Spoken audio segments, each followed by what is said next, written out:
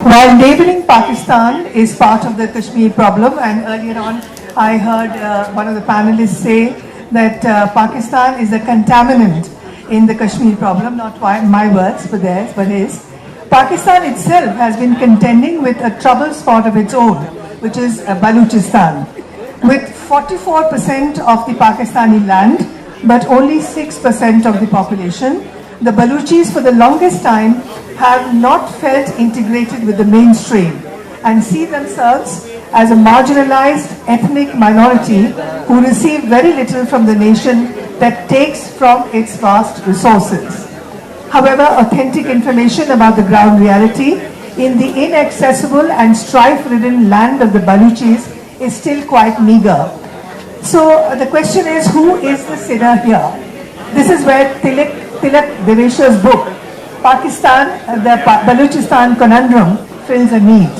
The author constantly raises a question of the possibility of insurgency-ridden Balochistan breaking away from the dominant populace of Pakistan. Deveshar has authored two other diligently well-researched Pakistan-centric tomes and writes for leading newspapers subsequent to his position with the Cabinet Secretariat, where he specialized in security issues pertaining to India's neighborhood. I invite Tilak Deveshar to please come on the dais. And in discussion with him will be Vivek Karju, former diplomat with the Indian Foreign Service and who retired as a secretary to the government of India. He has extensive experience dealing with Pakistan and the Southeast Asia, and he writes regular opinion pieces and columns in leading journals and papers. There's just one request that people at the back please talk softly or don't talk at all, because there are a lot of people who want to listen into the conversation on the stage. So it'll be nice if you can keep your conversation low. Thank you. Thank you very much. Thank you very much. The shadows are lengthening, and I think we are coming to the end of today, but there's going to be this fascinating session on Jallianwala. But before Jallianwala, I think we'll travel a little bit to Pakistan and to the western part of Pakistan, Balochistan. We are fortunate that Tilak has had a close look at the Baloch, their history, the geography of the land they inhabit, the marginalization that they suffered during the pre-British period, the British period, and then the insurgencies that have plagued Balochistan since the very formation of Pakistan. I can't think of anyone better than Tilak. He is the author of two very, very fine books on Pakistan. He studied the issues in depth, and he's brought the same level of scholarship to this book, Pakistan, the Balochistan Conundrum. So, with those few words, I would like to add that during the past few years, Balochistan has begun to gather attention in India too. The reasons I suspect are twofold. One, that the Prime Minister had mentioned Balochistan in one of his Independence Day addresses from the Red Fort. Now, the Prime Minister couched it very, very carefully. He spoke of Balochistan in the context of the human rights situation prevailing in that Pakistani province. And the message that came through to me was that he was really telling the Pakistanis that with their human rights record in Balochistan, they had no right to point fingers at anyone, including India, on the human rights issues that may exist here.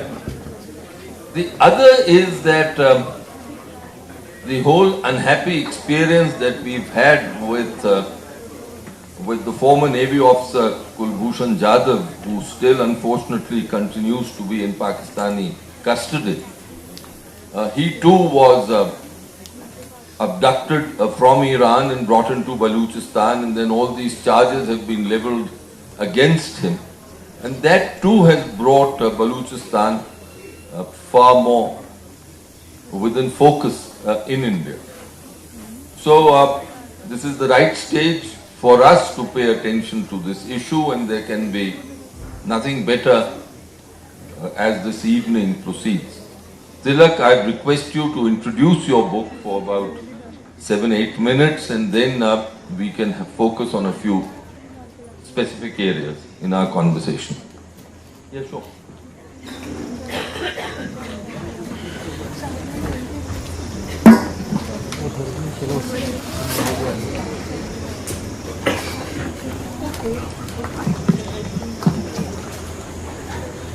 Thank you. Thank you, Vivek. It's a pleasure to be here in Kasauli again, and my thanks to Rahul and to Nilofer for having invited me once again to speak on my books. While researching for my first book, Pakistan Caught in the Abyss, I came across two laments that really stuck in my mind. There were several others, but two really struck in my mind. The first was the anguished cry of a father whose son had been kidnapped, or extrajudicially kidnapped. And he says in an interview, "I'm tired of speaking, of crying, of telling our story again and again. If only suicide were not prohibited by religion, I would have killed myself." This is a Baloch father. The second was a lament of a young Baloch girl. And she writes, "What concerns me most is a word. It is a simple word that is not heard on the lips of people in most parts of the world. But for me, it's a word that desperately needs to be heard more often. That word is Balochistan. We pleaded and knocked on every door there is in the name of justice. Yet, no one heard us. What have we received from the people of Pakistan except neglect and torment?" The pain and pathos in these two statements, the whole host of others, really moved me to think about Balochistan, to study Balochistan in all its dimensions, and to lift the veil of secrecy that Pakistan has imposed on this province, and to expose it to the world. And the result is the book that Vivek just showed to you. Balochistan presents a mosaic of conflicts and fault lines with multiple layers of violence. These range from those between the Baloch nationalists and the state, inter and intra-Afghan, intra and intra-tribal feuds and clashes, ethnic divisions, sectarian conflicts and terror strikes. During the last decade, the most ominous development has been the sickening frequency with which people have gone missing and their tortured bodies have been started turning up after some time. Not surprisingly, Balochistan, even 70 years after Pakistan's creation, has been described as quote-unquote an edgy place, quote-unquote a boiling cauldron of ethnic, sectarian, secessionist and militant violence threatening to boil over at any time. The Human Rights Commission of Pakistan has likened the situation to, and I quote, an active volcano that may erupt at any time with dire consequences. The situation is alarming and worsening by the day, unquote. The moot question is, why is Balochistan such a lingering problem and such a festering sore for Pakistan? The reason is that of all the conflicts, the most enduring and bitter one has been between the Baloch nationalists and the state. This has been continuing in some form or the other ever since Pakistan's forcible accession in 1948 of the princely state of Kalat. The Baloch narrative hinges on the indelible historical memories of being independent and the injustices the people feel they have undergone since they were forced to accede to Pakistan. Many Baloch continue to believe that the forcible accession was snuffed out their identity. Many also believe that Kalat was never a part of India. The British violated solemn treaty arrangements by treating it as an Indian state just before they left India, and Pakistan was guilty of forcing its accession. This is an issue that resonates even today, and perhaps is one of the more important reasons why many Baloch have not reconciled with Pakistan. Post-accession, the alienation of the Baloch has been aggravated due to economic exploitation and discrimination. The feeling has grown that the federal government, dominated by Punjab, was systematically colonizing their province by exploiting their vast natural resources. A famous Baloch saying is, "A Baloch may be born without socks, but every step that he takes is on gold." Such feelings of alienation have been further stoked by the continuing military operations in the province, the serious human rights violations, the exclusion of the Baloch in decisions pertaining to mega projects like the China-Pakistan Economic Corridor and the Gwadar Port, the anxiety of being turned into a minority in their own province. This has created the fear that the Baloch will soon lose their identity. When the Baloch compares himself with his counterparts in other provinces, especially Punjab, he asks rightly, what has he gained from being a part of Pakistan? Today, Balochistan has the highest infant and maternal mortality rates, the highest poverty rate, the highest unemployment rate, and the lowest literacy rate in Pakistan. Development expenditure over the last 25 years has been about 0.18% of GDP. Of the 10 highest deprived districts of Pakistan, 9 are from Balochistan.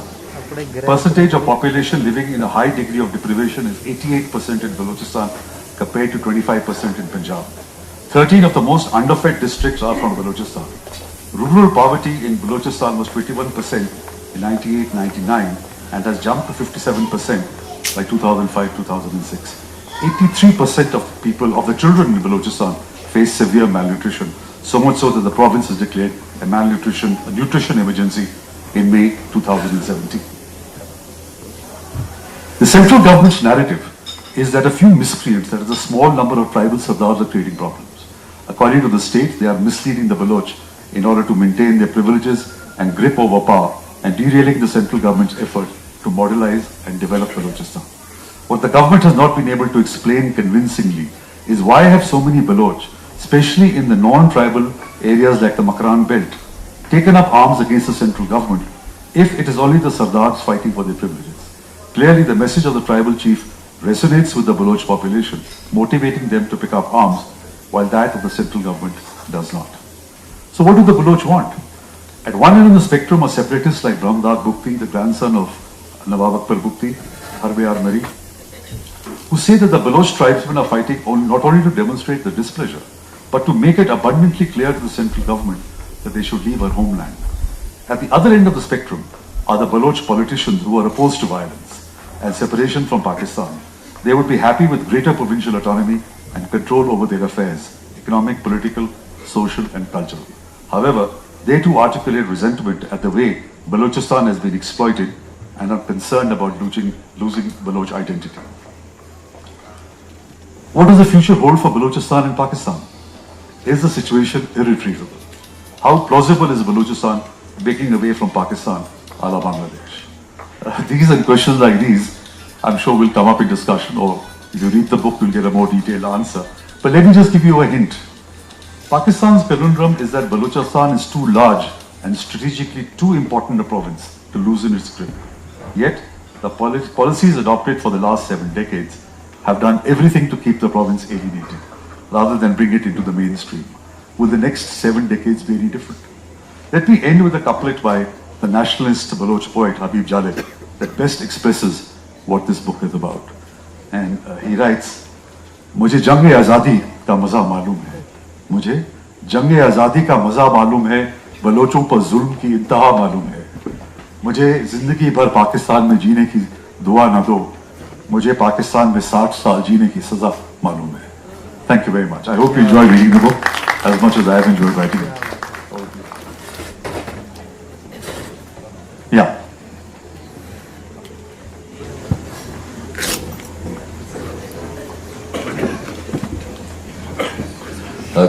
Thank you, Tilak, for that overview of what your book contains, and also for the couplet that you, very emotional couplet that you read out at the conclusion of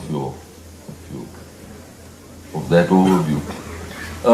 A number of questions arise from what you've said, but let me ask you a basic question. How much has Balochistan, or what space has Balochistan occupied in the Indian imagination? And I don't mean the imagination of independent India, but in the Indian imagination historically. Actually, I'll just add this. The Afghan has been part of our historical imagination. After all, the Afghan came to India at the end of the 12th century, established rule in India, and therefore we are familiar with the Afghans. They brought the Persian language which became the language of administration of North India, and it continued till 1835, as we know. But the only Baloch place of reference that I have ever heard of is Balochpura near Agra. As we approach the Agra station, there is Balochpura. So is it really part of our imagination? Actually, it's always, it has been on the periphery, except for the last 2 centuries. And this is surprising, because historically, Balochistan actually was a very pivotal position in trade between the Indus Valley and the Mesopotamian civilization. And it was on the transit route. At one time, Balochistan was ruled by a Hindu dynasty called the Seva dynasty, which had links to the Rai dynasty in Sindh. And Kalat, in fact, at one stage was called Kalat-e-Seva, Seva's fort. But because Balochistan itself was never independent for too long, it was always part of the Persian Empire or the Afghan Empire. And the Mughals were more interested, as you mentioned, in Afghanistan and Central Asia. So it did not figure much in the imagination of India. Geographically also, Balochistan forms part of the Iranian plateau rather than of the the Indian subcontinent. In fact, interestingly, in 1946, when the cabinet mission came, the Khan of Kalat had prepared 2 memorandums which were presented to the cabinet mission by Muhammad Ali Jinnah. And in that, one of the papers, Jinnah argues for separation of Balochistan from India because geographically it was a distinct area. So it is because of these reasons, Balochistan has not figured. The last 2 centuries, the situation changed radically, and that was because of the compulsions of the Great King. So shall I explain about? Yeah, please. A minute or two. You see, the British, because of the expansion of the simultaneous expansion of the Russian Empire and the British Empire, the British came up with this concept of frontiers of separation rather than frontier of contact. They didn't want the British and the Russian Empire to be in touch with each other, so to have a frontier of separation by having a buffer. And that buffer became Afghanistan. But to get to Afghanistan, they had to go through Balochistan. And that is where this imperial concept of a 3-fold frontier was developed by the British. The first frontier was Sindh, the limit of the administered area of British India. Beyond that was the area of indirect influence, which was Balochistan, where they had treaty relations, but everything was left to the chiefs and the khans. And beyond that was the last area of influence, which was the Durand line, beyond which was Afghanistan.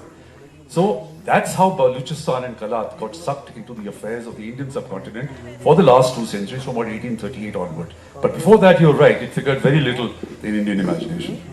Now let me jump a few centuries, or many centuries. The story of the accession of Balochistan to Pakistan is quite fascinating. And I think not enough is known of the chicanery that was played out in 1947-48. And then there's also now the revisionist history is now the flavor of our times. And as part of this revisionist history, all there is focus that Nehru blundered, and when the Khan of Kalat wanted to merge Balochistan with India, he did not show enough interest, etc. Will you relate some of that? Because I'm sure that people present here would find it of some interest. You see, when the British were preparing to leave, the question arose, what will happen to Kalat? Because legally and historically speaking, Kalat the British had recognized the independence of Kalat by the Treaty of 1876. And this was the position right up to... Sorry to interrupt you. Would you explain what Kalat was in connection with Balochistan? Kalat was the largest princely state in Balochistan. In fact, most of the area of Balochistan was under the suzerainty of the Khan of Kalat. That's what Kalat was. Kalat is. So, the British had recognized its independence. That's the reason why the Khan of Kalat was not a member of the Chamber of Princes. Whereas 560 Indian princely states were categorized as Category A states and dealt with by the political department of the Government of India, Kalat, together with Nepal, Bhutan and Sikkim, were Category B states and dealt with by the External Affairs Department of the Government of India. Like Nepal, Bhutan and Sikkim. But in 1935 Act, unilaterally, the British showed Kalat as an Indian state and offered him to join the Chamber of Princes. So the Khan protested. He said, look, I'm not a part of this and please change this and have another treaty which reaffirms the Treaty of 1876. The British Viceroy said, look, there's no need to have another treaty. but we accept the fact that you are independent. So this was the position as the time came for the British to leave. On 4th of August 1947, there was a round table meeting presided over by Mountbatten. There was Jinnah and there was the Khan of Kalat, in which it was agreed that Kalat is an independent state. As a result of which, the forthcoming or the future state of Pakistan signed a standstill agreement with the Khan of Kalat, recognizing its independence and promising to maintain the status quo. On this basis, the Khan of Kalat declared independence on 12th of August 1947, raised his own flag, promulgated a constitution, 2 houses of parliament were set up, elections were held, and an embassy was there in Karachi flying the flag of Kalat. And the Khan posed this question to the 2 assemblies, 2 houses, that what should be our future relationship with Pakistan. Both the assemblies, both the lower house as well as the upper house, said that we can have friendly relations with Pakistan, but there is no question of accession. If you permit me, I'd just like to read what Ghausbaks Bazinjo said in the lower house. It's a very famous statement that he made. It's a historic statement. In December 1947, while discussing this issue, he said, "We can survive without Pakistan. We can remain without Pakistan. We can prosper outside Pakistan. But the question is, what Pakistan would be without us? If Pakistan wants to treat us as a sovereign people, we're ready to extend the hand of friendship and cooperation. If Pakistan does not agree to do so, flying in the face of democratic principles, such an attitude will be totally unacceptable to us. And if we are forced to accept this fate, then every Baloch son will sacrifice his life in defense of his national freedom." And his words have proved to be prophetic. But despite all the evidence that Kalat was an independent state, from October 47 onward, Jinnah started telling Kalat to accede, and finally in 27th of March, the Pakistan Army marched into Kalat, took the Khan to Karachi, forced him to sign the instrument of accession, even though as per the Kalat constitution which he had promulgated, the power for accession had been delegated to the 2 houses, and both houses have rejected accession to Pakistan. That is why the Baloch till today consider the accession illegal, because the Khan did not have the power to sign the instrument of accession. That power was with the... So that's how Pakistan, through this kind of treachery, was able to get hold of Kalat. No, but aren't there parallels between what how Jinnah approached Kashmir and how he approached Balochistan? He signs standstill agreements with both.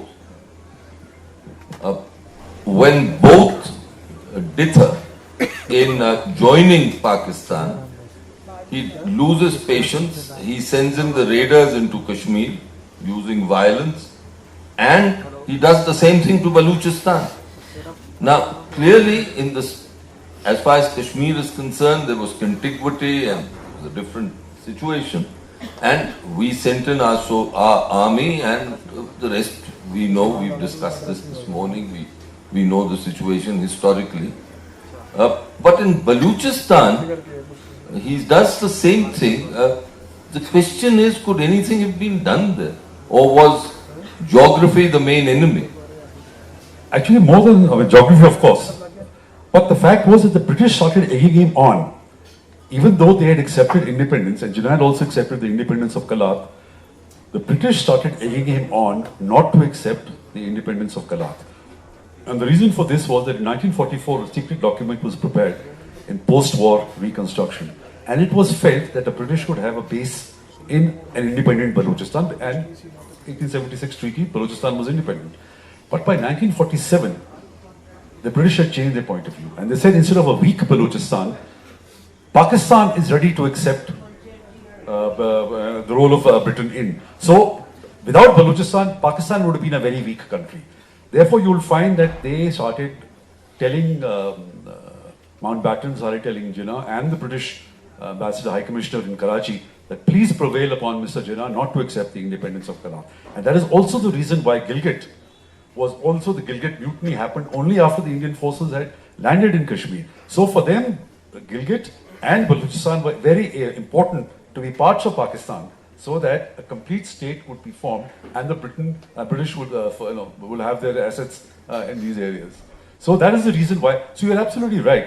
Pakistan scant regard for international treaties begins from 22nd October 1947 in Kashmir and 27th March in Kalat. Now, as you said so well that the Baloch had never accepted Pakistan, and over these last 70 years there have been 5 insurgencies, the last still continues, the 5th continues, and it started almost a decade and a half ago.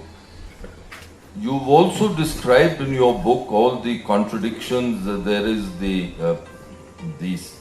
contradiction between the Pakistan federal system and Baloch provincial aspirations. Then there are intra-tribal rivalries, there are inter-tribal rivalries, there are sectarian problems, and then of course the ethnic problem which you mentioned, that the Baloch are now becoming a minority in their own homeland, so to speak, and the Pashtuns are almost equal in number with them, if not more, by now. And there's Punjabi migration, and Chinese now. Well, of course, we'll come to CPEC, but so the Pakistanis talk of demographic change, etc. They've been there doing demographic change enormously in Balochistan. Through all this, with the Pakistan state, the Punjab-dominated state, having such enormous power, what is your prognosis? Will the Balochs continue to suffer agonies? You see, a couple of things one must keep in mind. First, this is the 5th insurgency, as you mentioned, which means every successive generation of the Baloch have risen up in rebellion because they believe that their grievances cannot be solved politically. 4 times they have been beaten back militarily, but their political issues and political grievances have not been solved. So they have allowed to fester. Whenever the Baloch feel they are in a strong enough position, they have risen in rebellion. And third, there is a new generational change in Balochistan. The tribal sardars continue to be important, but there is a small educated middle class, especially from the Makran coast, which is now becoming more articulate, and they have said they want an independent and a democratic Balochistan, and they're not fighting for the rights of the sardars. So, there are these 3 positives. As against this, there are severe weaknesses that the Baloch suffer from. There's no united leadership. As you mentioned, the land to population ratio is totally skewed. 44% of the area, but 6% of the population. Neither Iran nor Afghanistan are keen in any independence in Balochistan because they have large Baloch populations, especially Iran, much more so. A huge area is in Iran. Now, Pakistan Army is a professional army which has got far greater amount of firepower, and they will outfight the Baloch as they've done in the past, and they will continue to do that. But the crucial question is that they can outfight the Baloch, but can they outlast people who are fighting for the sake of their identity, their survival, and to ensure that they don't get further marginalized? And that, I think, is the real question that Pakistan has to answer. That even at this low level of insurgency, the Baloch are ensuring that they increase the cost to Pakistan of holding on to the province and prevent further excavation and exploitation of their resources, whether it's gas, whether it's oil, whether a lot of mineral wealth. So they're already doing that. And Pakistan at some stage, there cannot be a military solution, they will have to compromise. At present levels, it does not think that Pakistan Army is in a position or willing to compromise with the Baloch and to make the Baloch an equal partner in the federation. As I've mentioned, the kind of deprivation in Balochistan, it's not possible for any state to continue like this or for the people to accept this kind of deprivation. And so Pakistan will have to do something about this. Otherwise, this low-level insurgency, this kind of violence is going to continue for a long time. They may not be able to break away like Bangladesh did because the critical mass of population is not there and they don't have any supporting neighboring country. But this low level of insurgency is going to continue. I know I have very little time now and need to ask if there are questions from the audience. I have 2 questions, and if you could give quick answers. One, now that with the CPEC and the Chinese presence, do you think the Balochistan situation becomes more complex? And 2, why is it that India has never followed a consistent policy towards Balochistan? On the Chinese, the Chinese has complicated the situation because the Chinese are insisting that please resolve and solve this problem militarily. So there is a greater oppression against the Baloch to make sure that they don't target. For the first time, you recall earlier last year, there was a Baloch suicide bomber. This has never happened in Baloch history in the past. For the first time, a suicide bomber, Baloch, targeted the Chinese.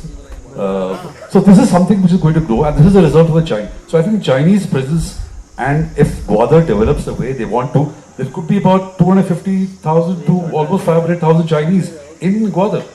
And that's what the Baloch fear, that they're going to become a minority, certainly in Gwadar, and maybe in the rest of the province also. Why India has done nothing about it? No, India hasn't followed a consistent policy for the last 70 years. Yeah. We've gone forward, we've gone backward, we've gone sideways, here, there. Why is that? So I think one reason is, to my point of view, even not only Balochistan, even all of Pakistan, why don't we have a consistent policy in Pakistan? Is lack of understanding. You know, I really feel that there is a lot of lack of understanding of Pakistan. I'm not talking about Indo-Pak relations.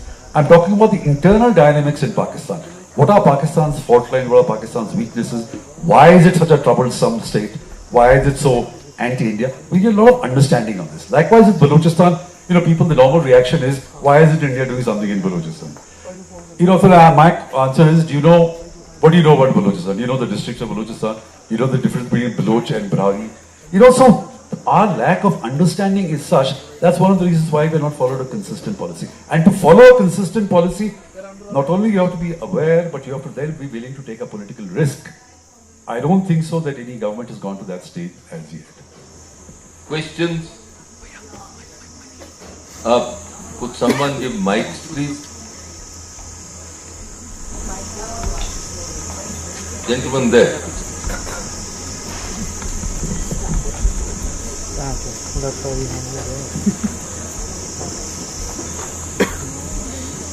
My question flows from your reference to the great game which the British had a plan about the three tiers which you mentioned.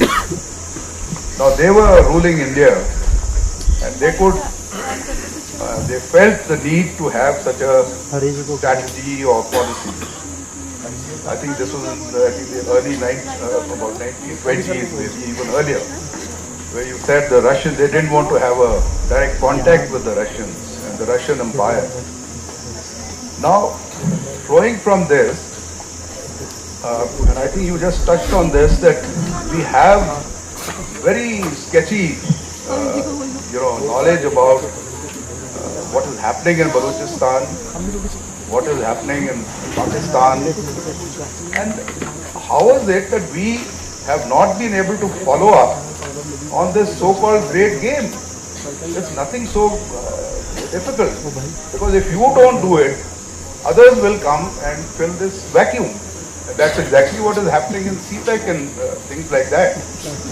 Any comments on you? Thank you, sir. Any other question? Yes, sir. Yes, I'll come to you. Sir. Sir, thank you for drawing attention to an area that at least I feel very ignorant about. I was wondering, and you made a remark, both of you gentlemen, that India has probably not done anything with respect to Balochistan. And I was wondering that why is it that one cannot think of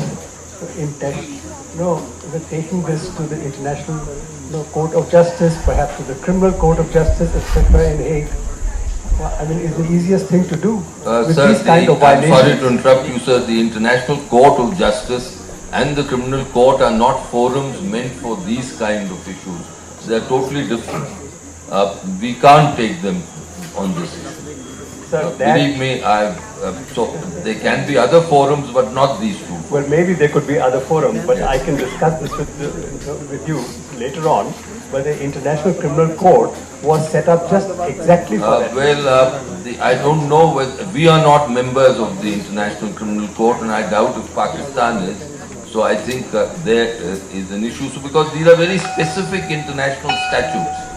So we come to that. Yes, sir.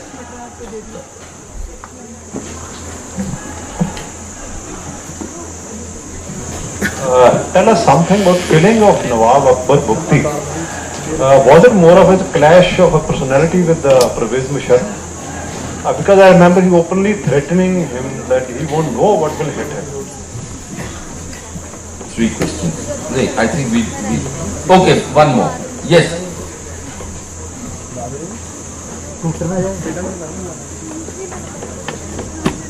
Hello, respected speakers.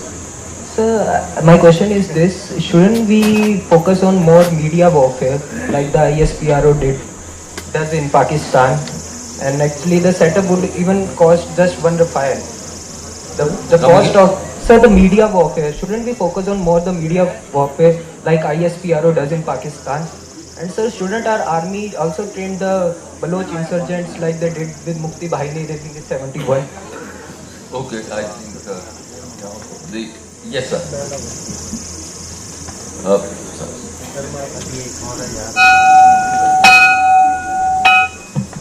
I haven't read Mr. Devesh's book, but I shall certainly do so. And perhaps he has dealt with the issue of the heterogeneity of what we call Balochistan. Balochistan consists of several entities that have very little relationship with each other. As a result of the Durand Line, the entire portion around the well-known cities of Balochistan, Quetta, Harnai, these are all, for a long time, forever, they've been heavily Pashtun dominated. They're not Baloch at all. Then you have this area of Kalar, where the language was not Balochi so much as Brahui. And incidentally, Brahui has a very strong connection to Tamil. And therefore that establishes that there was a time before the Aryans came when the Dravidians were established in Balochistan. Then you have the area of Makra, where the Jam Sahib of Lajmela is a Sindhi. Then you have the area around Dera Ghazi Khan and Jacobabad, where they speak Sindhi or a Sindhi version of Balochi. So there not being any such entity as Balochistan, which is often portrayed towards us as a homogeneous area, as being ethnically homogeneous, we see the real weakness in the position that is taken by my friend, my very close friend, Dr. Dizenjo, whom you quoted. Sorry? Sir, if you could get the mic a little closer. Oh, I see. I'm sorry. I don't know whether you heard all of what I said, but anyway, I think Mr. Devesh did. So it is this very diversity and the diverse reactions that different sections of Baloch opinion have towards each other and towards Pakistan. And the fact that every well-known Baloch rebel has at some time or the other been the governor or the chief minister of the state, has had no difficulty in being a collaborator with the same ease that he has been a rebel, that is responsible for there being no consistent Baloch insurrection. And therefore, for us to have a consistent Baloch policy is also not possible. So in these circumstances, I think it's just unrealistic to imagine that India can have a Balochistan policy which the Baloch will react to in any kind of homogeneous manner. And with reference to the book that you have produced, I have to refer to the Karachi Literary Festival, which I attended about a year or perhaps a year and a half ago, where a book on Balochistan was released at the festival itself and possibly contains much more incendiary material than is likely to be there in your book. You're talking about Kaiser Bengali? Yeah. I quoted his book. There you are. So you've got within Pakistan, there is widespread knowledge of what is happening inside Balochistan. And I wanted to end this by citing that I saw that a former Pakistan High Commissioner to India was on the panel. I expected that he was there to defend the government point of view. But when he was asked to speak, he said that as he was a Baloch himself, this is Ashraf Jahangir Qazi, he said that as a Baloch himself, he endorsed everything that was said in the book.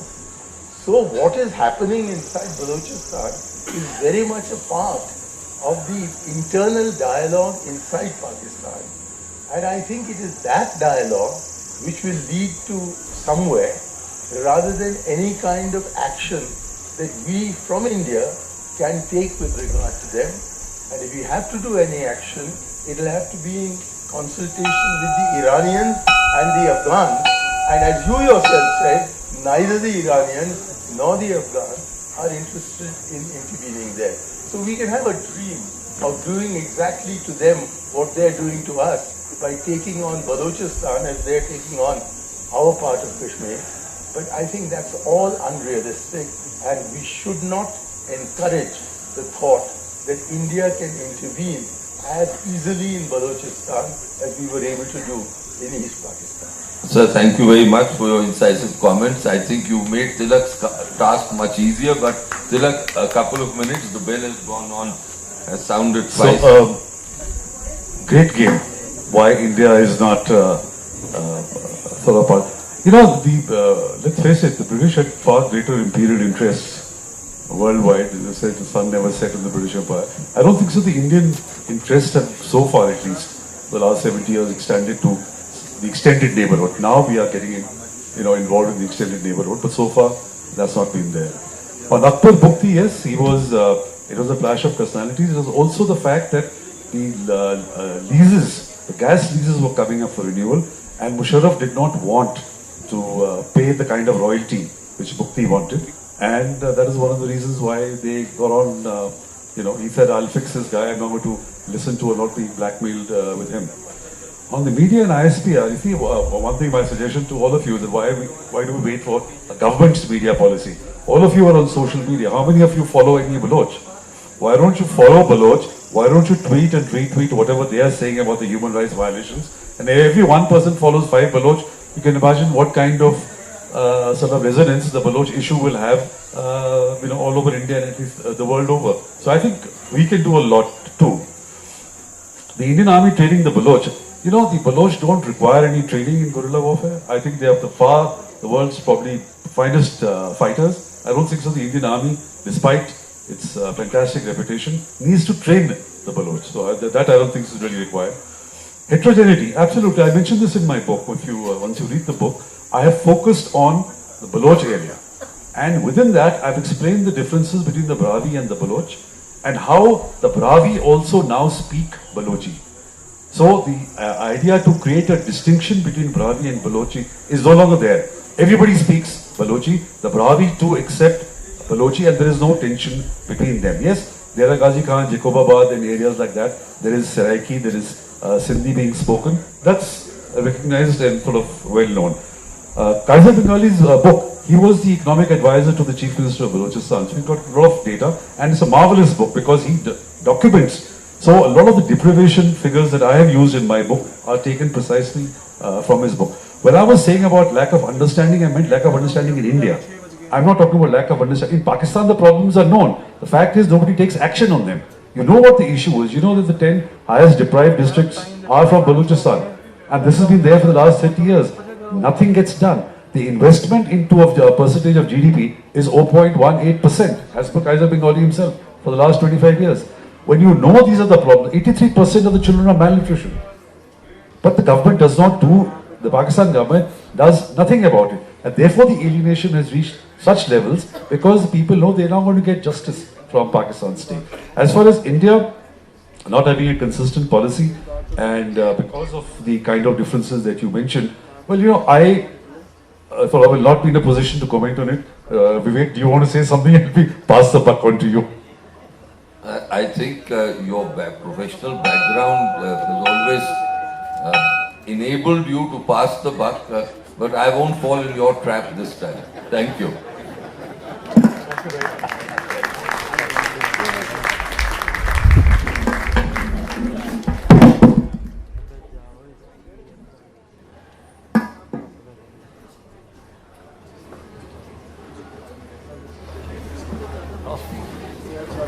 Are you coming this evening?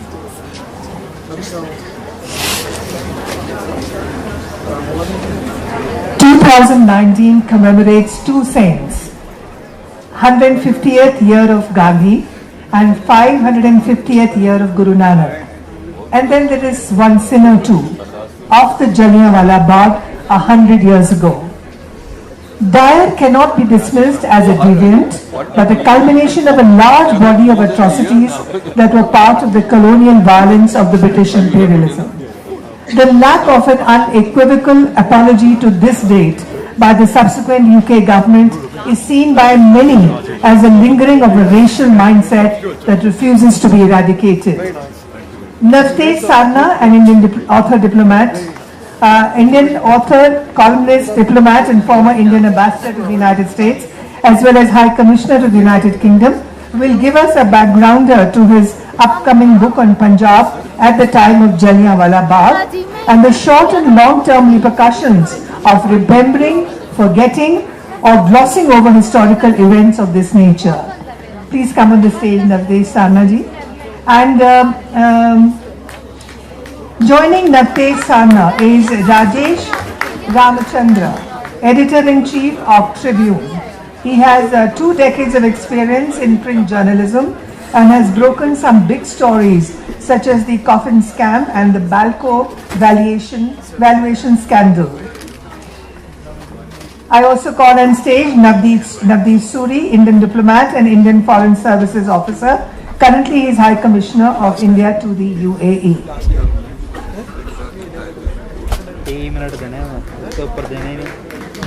He's an author too. Yes.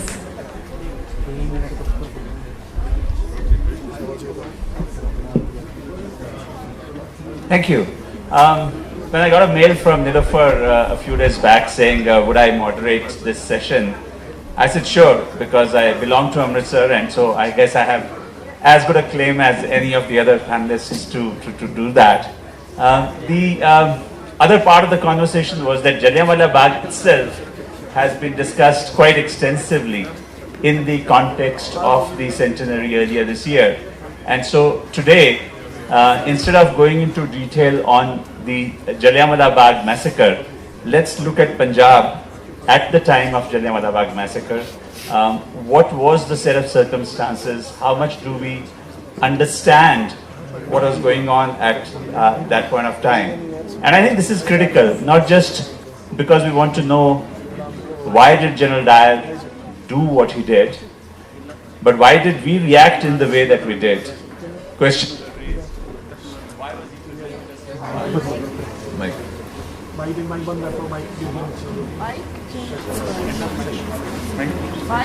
is not working.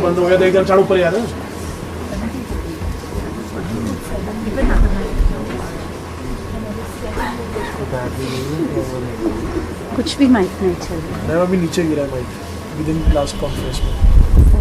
तब दूसरा mic नहीं चल रहा, दूसरा और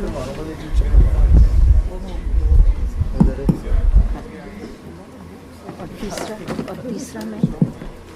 So just for us to understand, not just why did Dyer do what he did, but why did we react the way we did?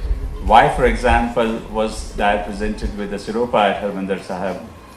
What was the situation, the backdrop at that point of time?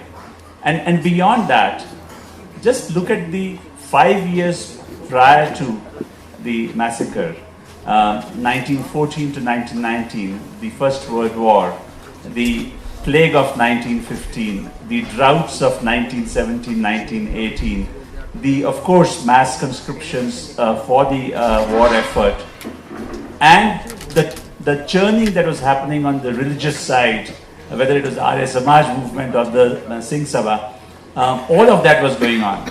So we've got 2 wonderful panelists, Rajesh Ramachandran, as the chief editor of Tribune, a publication that has chronicled whatever happened before that period, during that period, and after that period.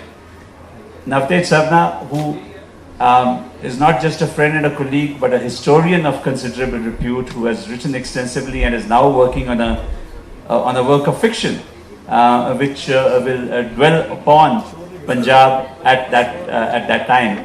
And then my own reason for being here is that my grandfather, Sardar Nanak Singh, was in Jallianwala Bagh when the massacre happened. He survived. He wrote a long poem called Khooni Vaisakhi, which was, I translated it earlier in the year and it was published. And that, again, because that poem is a bit of a contemporaneous history of what was happening at that point of time, it does capture the mood of what was going on. So, Navtej, can I request you to start perhaps with your thoughts on the setting? Thank you, Navdeep, and thank you everybody for staying on so late. I was just thinking the Jallianwala massacre took place at 6 minutes to sunset.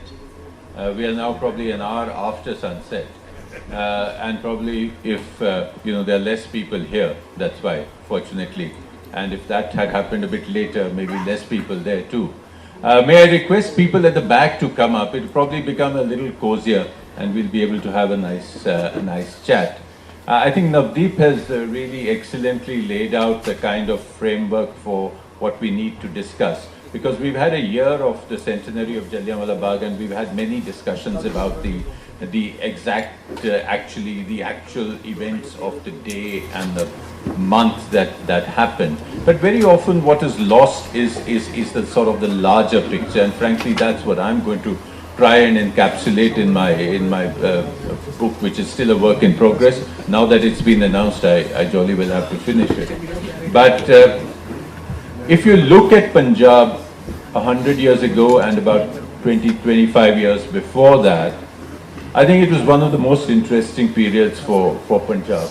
Not all good, but a real churning was happening, both on the political front, the economic front, and the socio-cultural front. The political front is easier, but I would like to pick up 3 strands, if you permit, and talk a bit about them, which were happening and coming together in a way at the Jallianwala Bagh or at the, in terms of time, if not space.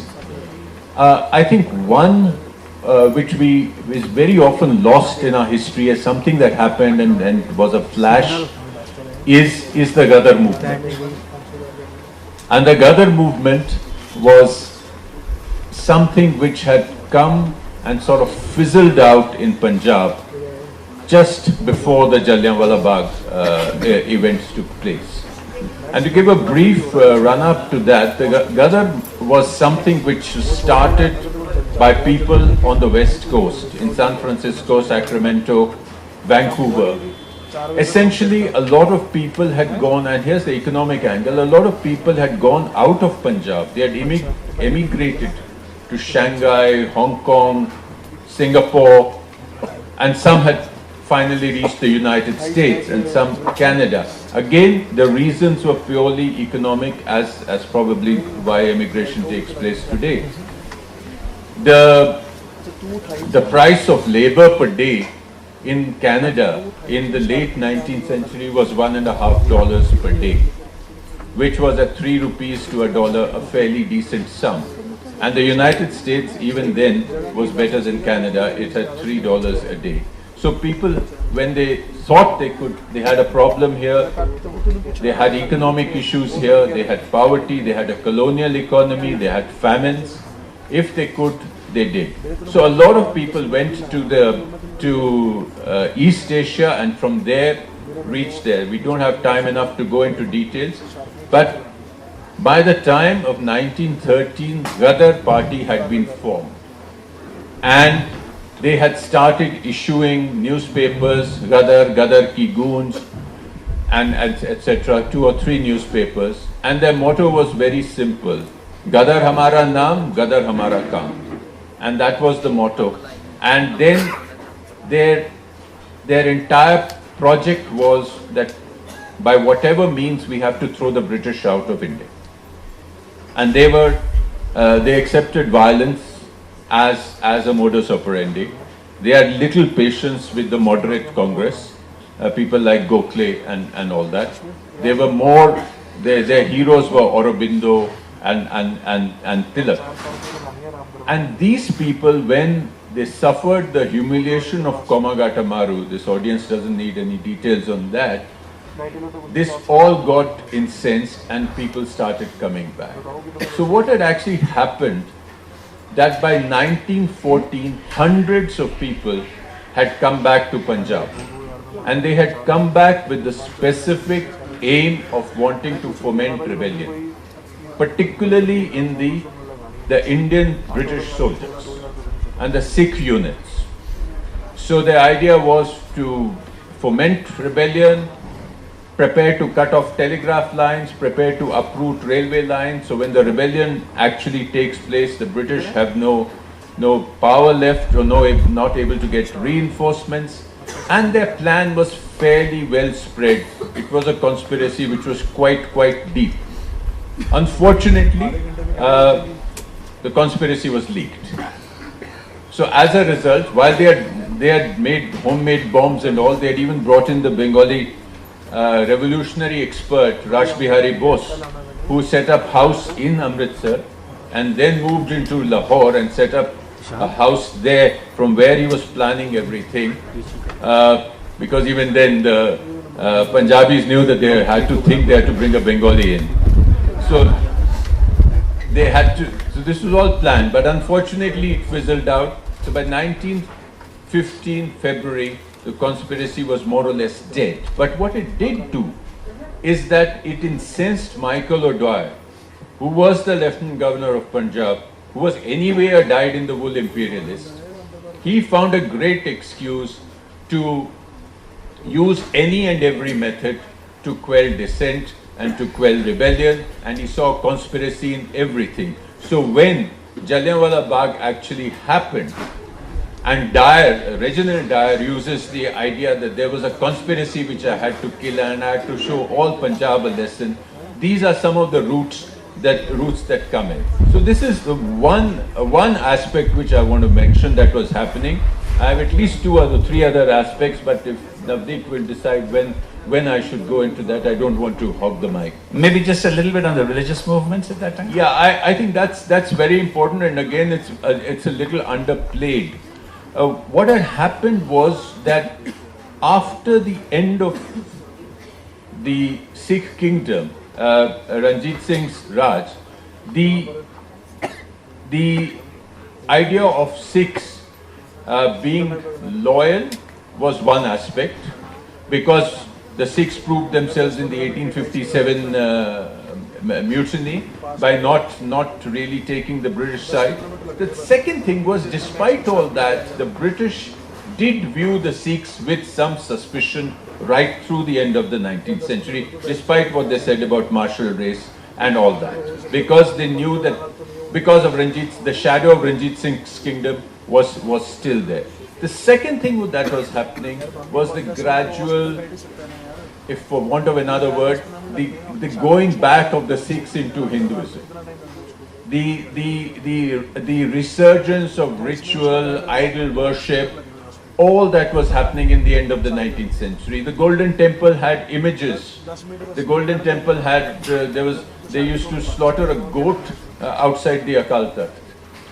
And all sorts of things. There were sadhus inside the Golden Temple. There were images. There were, and this was just the Golden Temple. Since you talked of the Siropa, we can come to that. So a gradual dissolving of the Khalsa Sikhism back into Hinduism had taken place, particularly with the rise of the Arya Samaj in Punjab. Now, Arya Samaj at one stage was very much like Sikhism in terms of purity, etc. But then there was a divide because the Arya Samaj, Dayanand, etc., criticized the Sikh gurus in very strong terms. So that divide came up. Then there was felt a need for a revival, a cultural revival more than a religious revival. And that was the Singh Sabha movement, which started off in the 1870s, became stronger and stronger. It had its divisions. It had the Amritsar group and the Lahore group. But their main thing was to purify Sikhism, quote unquote, bring it back to what the rehat of the gurus, take out the Hindu elements that had come in, and also to they stressed a lot on education. So the Khalsa colleges, the Khalsa schools were started then. And this was really, again, the socio-cultural background at the time of the Jallianwala Bagh. And that was happening. The third element is the war, but we can come back to that later. Right. So turning to Rajesh. Rajesh, so much has been written over the last 24 months or so about Jallianwala Bagh, and yet you produced this lovely book. What compelled you to take up this additional effort? Was it just driven by the role that Tribune has played, or were there other considerations that you were working on? It's again, incidentally, a Bengali connection. The centrality of Tribune in the context of Jallianwala Bagh is best borne out by an attack on the Tribune and its editor by a newspaper, by a British newspaper in August 1919. The Morning Post was a very important right-wing newspaper which had contributors which could count Coleridge, Wordsworth, Charles Lamb, etc. as its contributors. So it was a very significant British voice. This newspaper wrote an editorial saying, a Bengali journalist named Kalinath Ray, the editor of a Lahore newspaper called The Tribune, was sentenced to 2 years of rigorous imprisonment for sedition. His crime was to urge the people of the Punjab to the violence and murder which afterwards broke out in that province. As a result, Europeans were massacred and many lives were lost in the fighting which followed. This is the same newspaper which organized a purse of 18,000 pounds for Daya. So, in many British narratives, Tribune was the primary villain. Tribune was the agent provocateur, the voice which created a situation that led to the massacre or the so-called uprising which never really happened. So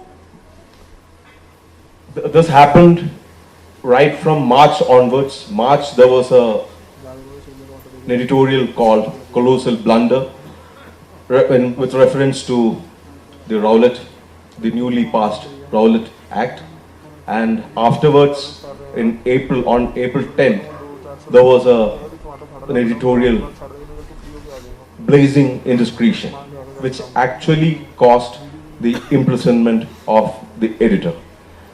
The editor was sentenced to 2 years rigorous imprisonment, which was brought down. The case had gone up to the Privy Council, and but before the case was settled, he was let off after 4 months. He was arrested on 17th of April, just 4 days after the massacre, and at least 4 months later, the publication was suspended for several months.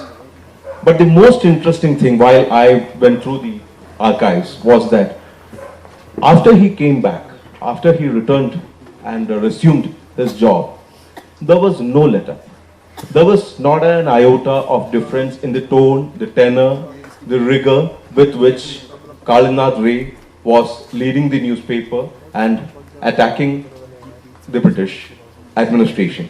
Always polite, always using all the regular honorifics, all his excellencies and your honors, but saying what he wanted to say in absolutely scintillatingly brilliant prose, and it went on and on all through the proceedings. The Hunter Commission, then Gandhi's own inquiry, the Congress Inquiry Committee, all through that. So there is the archives that we have of those days. It is absolutely priceless. So my intention was primarily to collate all those writings that had happened, because no one else had done anything like that. The only other version is the British version, which was brought out in 1919 itself. Interestingly, that was the writings that had appeared in the British mouthpiece, the Civil and Military Gazette, which was also being published from Lahore. So this was the people's voice, and it took 100 years, but finally we collected all the archival material, and it is not just the archival material that we have. We also have brilliant essays by various historians. Ramachandra Guha, Navteej Sarna has also contributed, several others have contributed. So that is how the book came into being. A very, very useful compilation indeed. Navteej, anything from your side? I wanted to bring you in, Navdeep, since we're not going to let you go away without a recitation of Nanak Singh Ji's poem. But before that, I wanted to tell Rajesh that you brought out the archives. But if you look at the 1919 archives of Tribune, what I found very fascinating, besides the edits, is the advertisements that used to appear. They're absolutely fabulous. And the number of elixirs that are advertised, and they're by number. Elixir 2 is for gas and diabetes. Elixir 59 or 29 is for something else. And there's something called virilinine, which is for male potency. And there are royal fountain pens with 14-carat nibs. And there are royal blue ink tablets being advertised. So I really think the second time you do this archives, just do it on the advertisements. But Navdeep, sorry to stop you. Let's go for that. No, that's a fascinating aside, actually. So this is Khundi Vaisakhi, which is translated into English. And remember that this was first published in May 1920, promptly banned by the British as seditious, confiscated, and all copies to us in the family lost for the next 60 years. One of the interesting things in the setting and Punjab of that time that this book reveals is the sense of communal amity between the Hindu, Sikh and Muslim communities in Amritsar. And some of that is counterintuitive. Some of that could be because Amritsar at that time was fortunate that it was led by two stalwarts, Dr. Saifuddin Kichlu and Dr. Satyapal, a Muslim leader and a Hindu leader, both congressmen. But the massacre happened on the 13th of April. 9th of April was Ram Navami in Amritsar. The protests were already underway. And I'll read a passage from the poem, the translation of the original passage, which talks about the mood in Amritsar at that time. Hindus and Muslims, they gathered together to rejoice at a festival, oh my friends. Brotherhood conveyed by Muslims that day, beyond incredible it was, my friends. A festival of Hindus, though it was, Muslims made it just their own, my friends. 'Tis hard to describe this feeling new. A miracle it truly seemed, my friends. Dr. Saifuddin Satyapal together tread on a path united, my friends. Fated with garlands, a stalwart duo sent out a message clear, my friends. Their friendship displayed a bond so strong. Hindu-Muslim were the same, my friends. Such harmony never seen before, since God made this world, O my friends. The seed of friendship between these faiths descended from heaven itself, my friends. Discord and difference seemed to vanish. Each saw the other as brother, my friends. Shared the same glass to drink their water, sat down for meals together, my friends. And so it goes on to reflect. And because of this reflection of communal amity, the next morning on the 10th of April, both Dr. Saifuddin and Satyapal were arrested and taken away to Dharamsala. Thank you. That's wonderful. I think that's sort of, and later on also in the poem, there's a lot of description about what Amritsar was after the massacre. Well, yeah, the concluding section of the poem really is these chithiyan dard diyan, which I translated as postcards of pain. And these are little snapshots of letters that people who have suffered under the British, under the imperial rule, have written to the government. And it starts something like, with all that diffidence that Rajesh spoke about. Please heed our humble pleas, our Lord. Your hapless folks seek help, our Lord. And so we plead in vain our postcards of pain. Your people face these times so grim. Our cup of sorrow fills to the brim, while the Raj rejoices in its reign. Our postcards of pain. Sir Rowlett came out of the blue. His bill got passed, none had a clue, and troubles came like a flood of rain. Our postcards of pain. O'Dwyer signed the terrible law. A heap of misery is all we saw. Only those butchers stood to gain. Our postcards of pain. And then it was the dyer's turn to light a match and let it burn. Fired bullets at us with such disdain. Our postcards of pain. Our brothers killed without a thought. Our leaders arrested and left to rot. Fake charges and a smear campaign. Our postcards of pain. Our brothers conscripted, sent off to fight in Europe's war to save imperial might. Ah, those battles so inhumane. Our postcards of pain. And so it goes on, but it really captures the pathos of the time. Carry on. I was just wondering whether Navtej could return the compliment and maybe give us a glimpse into his book, but I'll leave it to him because his book is not out, mine is. Well, I'd be happy to go back to that, Navdeep, but what I wanted to say was, both of you have said that how the Indians were very polite and using honorifics and, at the best, at the worst of times, except the Gadarites. The Gadarites had a great contempt for anybody who was a loyalist. So they had great contempt for Kapurthala and Patiala and everybody. Besides that, their name for Rai Bahadurs was Bandars. And their name for honorables was Honor Bell. So, literally Bell is as in Punjabi. So since we are running short, maybe a short excerpt from you if you have something that you can share with us. I think I'll do that, but I just said I'll go straight into, this is part of the manuscript, but the idea is the soldiers who went to war. Now there are two elements in this thing. One was the process of recruitment, which in Punjab was after a certain time enforced by Michael O'Dwyer. So there was forced conscription. The second was that when they went out and came back, their eyes were open.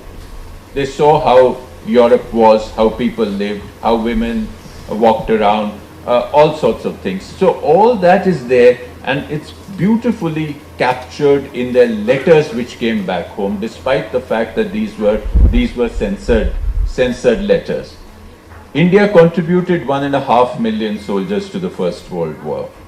About 1 million of them went abroad, and 500,000 roughly were Punjabis. So during the 4 years, even by Michael O'Dyer's own admission, he conscripted 360,000 soldiers, and many of them under duress. So what I'm going to read out, it'll take about 5 or 6 minutes, is the protagonist. He's a soldier, he's become a Lance Naik, and because he studied 5 classes, he's been asked by the Brits in France to help with reading the letters. So this is where it is. Suddenly the trenches seemed very far away.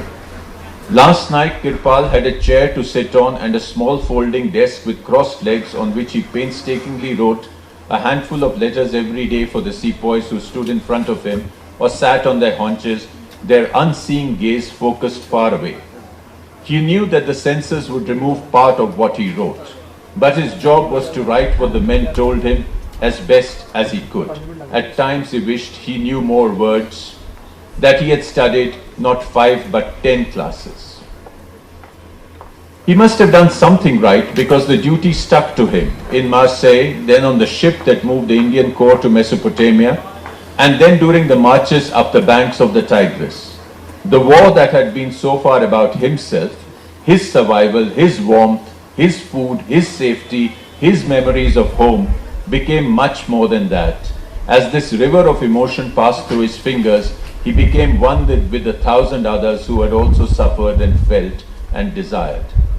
Only the rare soldier now talked of the war as a great adventure for which he was grateful, or of a land of fairies and cherubic children, of lovely streams and houses where apples and grapes were plentiful, where the women had wicked eyes which flashed coquetry. The novelties of first arrival were forgotten.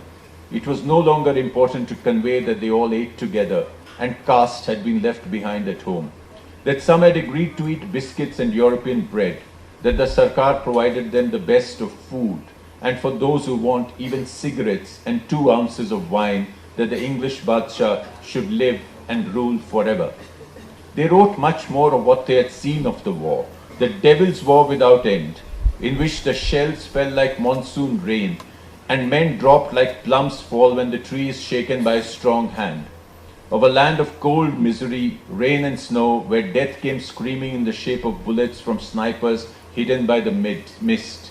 Of bodies that lay unburied and unburnt for more than a year, preserved by the snow, and how they piled up, one on top of the other. This was not a war where one saw the enemy face to face, or where sword clashed gallantly with sword. Men did not stand up and fight. Instead, they burrowed themselves in the ground. Ships sailed the sky like kites, and cannon shot fireballs that weighed 12 mons each, and destroyed the earth 500 paces around where they fell. Fire powder leapt up from mines in the ground if you stepped on them, and poison gas choked you to an unholy end. If one had to see the anger of the Almighty, this was it. They wrote that each letter could be their last, and if it was, then those who were left should remember that they died fighting for Qaum and Izzat. Their last breath had the name of the Guru upon their lips, and they did not sully the reputation of their ancestors. And if they returned, there was much to be done. And this is the opening of the eyes. Money was not to be wasted on rituals and ceremonies. Women were to be educated. The old customs that were holding Hindustan back in the last century had to go. They didn't ask for much in their letters. They knew those back home had little to send.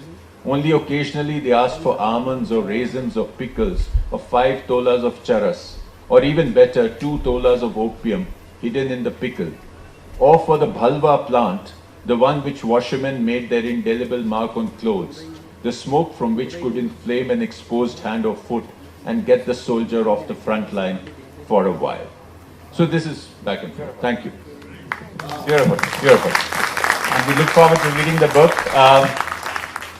And for those who are interested in that particular period of history, my grandfather's Ikmyan Dotalwara, if you read Gurmukhi, is a classic. It is the book on which he won the Sahitya Academy Award in 1962.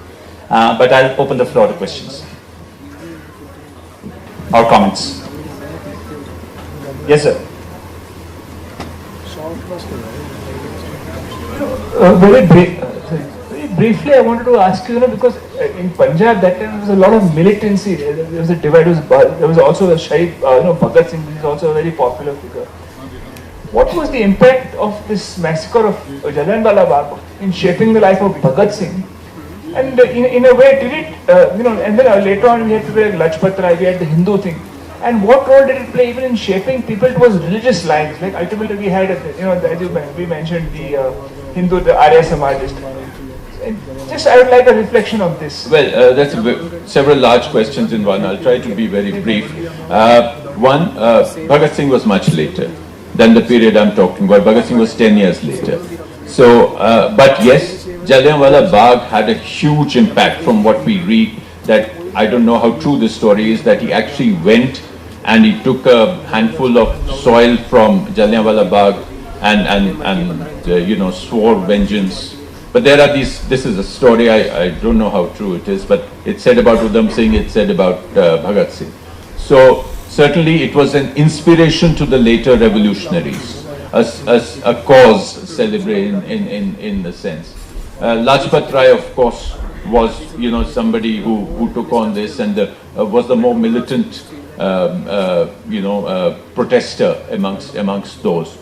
the religious divides were getting clarified, because the Singh Sabha movement led to the Gurdwara movement. And the Sikhs then organized the Akali movement began in 1921. And that, in the sense, took back the Gurdwaras from the Mahants into whose hands they had fallen. So when we talk of the Golden Temple giving a Siropa to Dyer, it is not the Sikhs. It is given by the Sarabra of the Golden Temple, who was Arur Singh. He was an appointee of the British Deputy Commissioner. So he did it for his job. And these were to taint an entire community on that basis is completely wrong. In the sense the Sikhs actually protested that. So, but yes, Arur Singh was a Sikh and he was in charge of Golden Temple. So the common knowledge is that Dyer was given.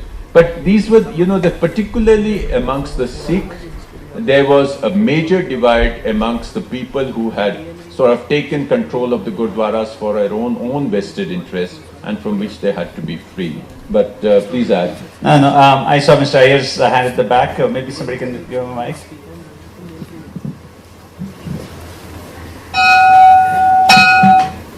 I want to congratulate Ambassador Sarna on having taken a wider view of why Jallianwala Bagh happened, and he's identified 3 important factors.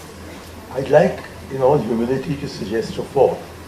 It was the Lucknow Pact of 1916 between the Muslim League and the Congress that alarmed the British as to whether Hindu-Muslim unity could not become the ultimate factor that would drive the British out. And in a book by I've forgotten his name, the historian who just died, Nationalism and Communalism in Modern India, he cites a report that the Lieutenant Governor of Punjab sent to the Viceroy in 1917 following the Lucknow Pact, in which he says that if there is Hindu-Muslim unity, then British rule cannot last here. And therefore, the significance of Saifuddin Kichlu and Dr. Satyapal getting together was a manifestation of what the Lucknow Pact would possibly be the harbinger of. And therefore, perhaps you should add this into the 3 other factors that you have just very lightly touched upon here, but which I think put the events of April 1919 into a proper historical perspective. Thank you very much. I think that's very useful, and that's exactly in the what Navdeep read out of the Ram Navami celebrations of April 9th. They really scared the British government because they saw Hindus and Muslims walking together. And there was a tremendous amount of communal amity, which scared them on April 9th hugely. So thank you for that suggestion. Yes, ma'am. Yeah, this is connected to the earlier part. Was Mr. Simranjit Singh Man's apology for his grandfather's act of giving the Siropa to General Dyer, did it assuage Sikh people feeling bad or the protests? I haven't followed that issue. No, he did apologize. He apologized. Okay, I'm just saying. I'm not aware of that. Navtej, I don't know. No, I'm not aware of that. Okay, he apologized, and he was his nana, so he said, I am sorry for that, and he kind of did some penance as well in the Darbar Sahib. Oh. So I just wanted to know that. But this is a fact which, it needs to be widely known, because the fact is that, I just explained to you the background of who Arur Singh was. Yes. And of course, the actions were so egregious that all of that then contributed to the disgust of the community against the Mahant system and the subsequent Guru Ka Bagh Morcha, in which also my grandfather happened to be involved and wrote separately on that issue. But I know the bells are tolling. If there are any other questions, any other show of hands? Yes, ma'am. Throughout the year, many books came on Jallianwala Bagh, and I've been reading them. And there is one question that two heroes of Jallianwala Bagh, Saifuddin Kichlu and Satyapal ji.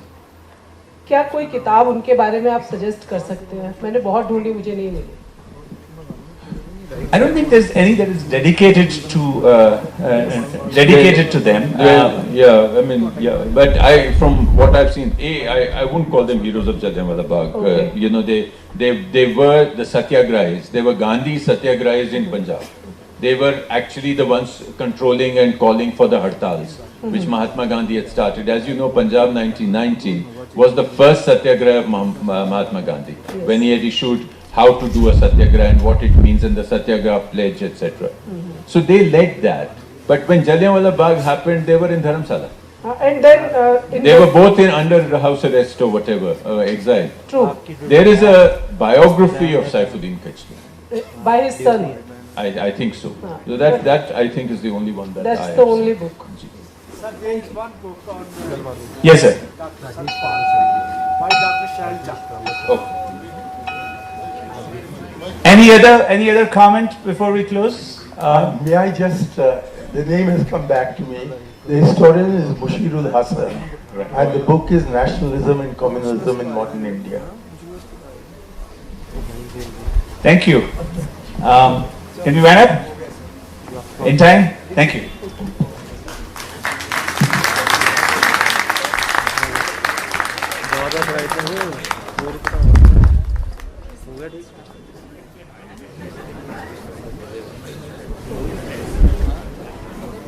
काट दे 20 तू